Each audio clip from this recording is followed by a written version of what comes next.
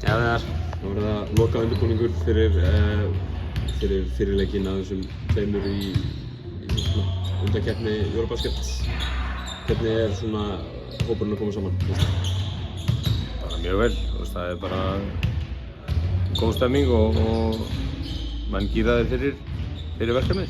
Undirbúningur síðustu daga verið hérna í Berlín hjá liðinu, hvernig hefur þessu verið háttað? Við fengum bara stöðu hérna hjá Alba til þess að æfa og undirbúningin er bara svona eins og venjulega. Við erum bara að koma okkur saman og refressa á þessa hluti sem við að vera að ganga vel hjá okkur. Þannig að það er bara að keyra upp stemminguna og svona eftirvæntinguna fyrir þessu og klárir í Ungverjana á fimmtudaginn. Nokkuð sterkur hópur sem að Ísland er með inn í þennan leik. Ég meina, Martin er að koma inn í þetta og ofan á bara flottan hóp sem að meðal annars kláraði Ítalíu á útivelli núna síðast. Hvað heldur að bera varast fyrir þennan leik gegn Ungverjum á fimmtudaginn?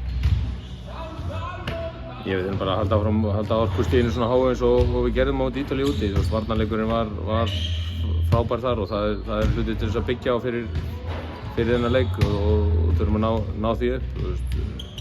Þegar við náum upp hraða og flæði sóknarleikinn og það er náttúrulega frábært að fá Martin inn í það þá eigum við bara að geta að spila okkar besta leik. Það er bara að ná að mótivera okkur og vera rétt stiltir. Hvað viljið þið gera í leiknum til þess að vinna á fimmtudaginn? Við þurfum náttúrulega að hægja niður þessa tvo helstu skorara hjá þeim og þessa stóru menn sem eru góðir að pikka og poppa. Þannig að það þarf taka í burtu þeirra styrkleika og þetta er svo sem bara eins og það er í öllum íþróttaleikjum. Við þurfum að ná okkar fram og halda þeirra styrkleikum niðri.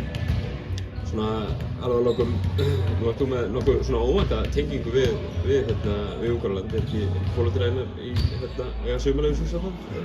Jú, maður getur verið bara legið þarna á Njósnáð. Hvernig er ungarska þín? Hún er hræðileg. Þetta æfa þig? Nei. Duolingo? Nei, bara fara þarna og sækja sigur og koma sér heim sko.